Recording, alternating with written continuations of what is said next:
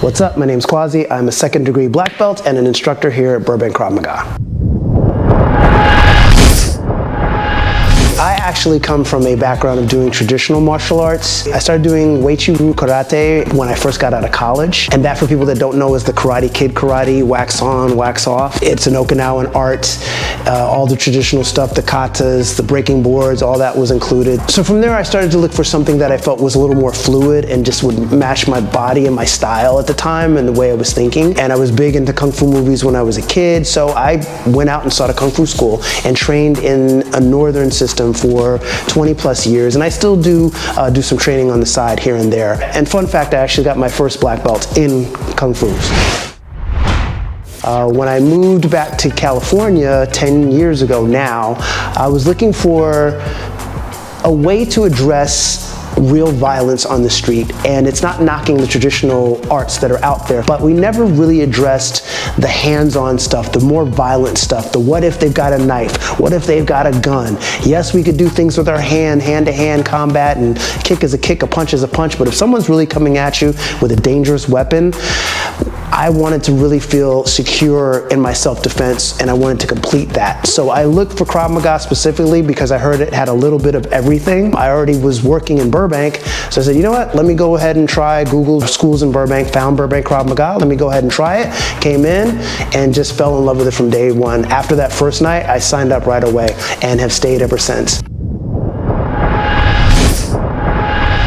I got my first black belt here in 2022, so that's 2+ years ago, 2.5 years ago. That first one was definitely tough. I'm so glad I stuck through. From beginning to end, I kind of knew I was in once I hit blue belt, but realistically, when it came to belts, I wasn't looking for that. I really just wanted to get a yellow belt in the beginning just so I could attend the fight classes and really start pressure testing right away. So that first 3 months, my headspace was just all about getting to yellow belt, because that was when we could finally gear up and start doing fight classes, both stand-up and grappling. So I was really into that. Then once I started getting a little bit better, it was like, okay, why not go ahead and test for the next level or the next level, because I'm already here, you're already learning. So it was never a belt chasing thing for me. It was always about leveling up skill-wise.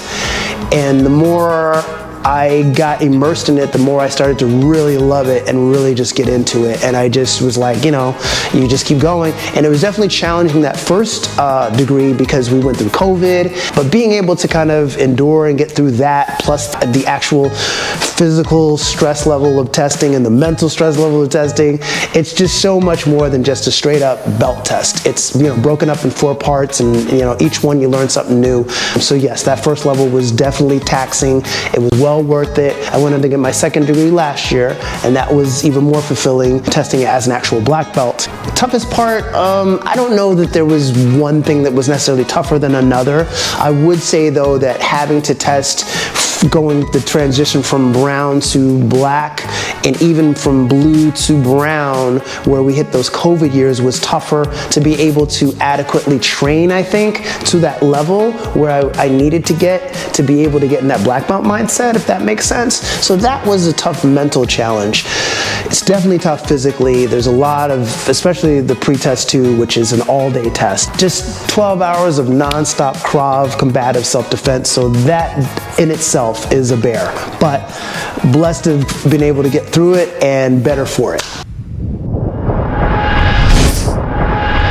Instructing kind of just came as a natural next step for me. I actually did some teaching when I trained in Kung Fu, but when I was here and starting to get to higher levels, I was asked if I'd be interested in teaching and doing the instructor training, and I said, hey, why not? It's another skill to learn, and also that sense of give back. I really do enjoy being able to help other people get better at this, especially something that can really help them defend themselves.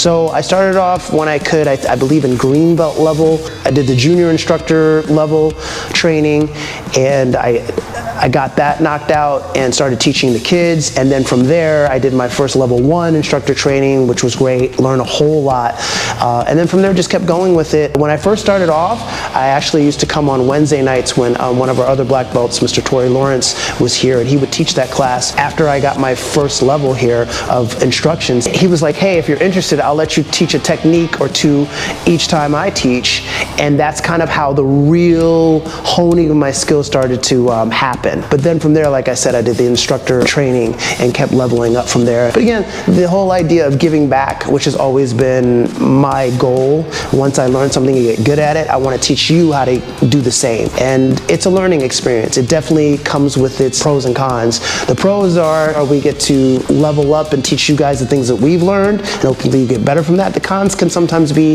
that we don't get to train as much because we teach a lot more, but it's a balance, and always finding that is fun. What spare time? Honestly, yeah, I stay pretty busy, and I know the question is besides training what I like to do, but as I mentioned earlier, I started training in Kung Fu before I did Krav Maga. So on the weekends when I can, I like to go to my old school and train out there and keep my skills sharp. That said, I'm getting married soon, so of course I like to spend as much spare time as I can with my fiance, you know, doing stuff, movies, trips, whatever we can try to squeeze in our schedules. But I also have dogs, so I like to try to do outdoor stuff with them when I can. My time's pretty limited, but I'm a big sports head. Anybody that knows me knows you'll catch me on a weekend either watching football, basketball, football season. Don't even reach out to me on a Sunday or will not answer your call, even if you're family. Love y'all, but talking to you after that last game.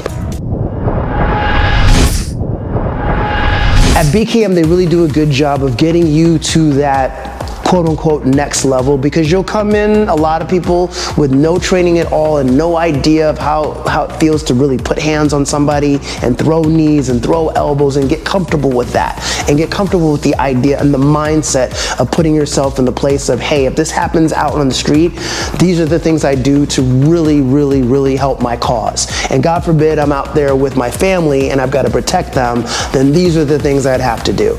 And once you get into that mindset and on that level, things get so much easier from there. Yes, there is a learning curve, absolutely. Some skills are going to be more difficult for some people, some skills will be a lot more easy, but I think also the level of just practicality that you'll get here is what I was looking for. And I think if you really are all about being self-aware out there where there's no timeouts, and somebody that's really trying to hurt you is doing just that, where you've got to trump their violence with your own, this is the place you want to be. Hey guys, it's Mr. Crouch. If you like this video, go ahead and hit that like button. Subscribe and hit the bell to get notified whenever we drop new videos right here. To train with us, just click on the link in the description to our website and sign up for a free intro lesson. Plus, check out another video while you're here. We'll see you on the mat.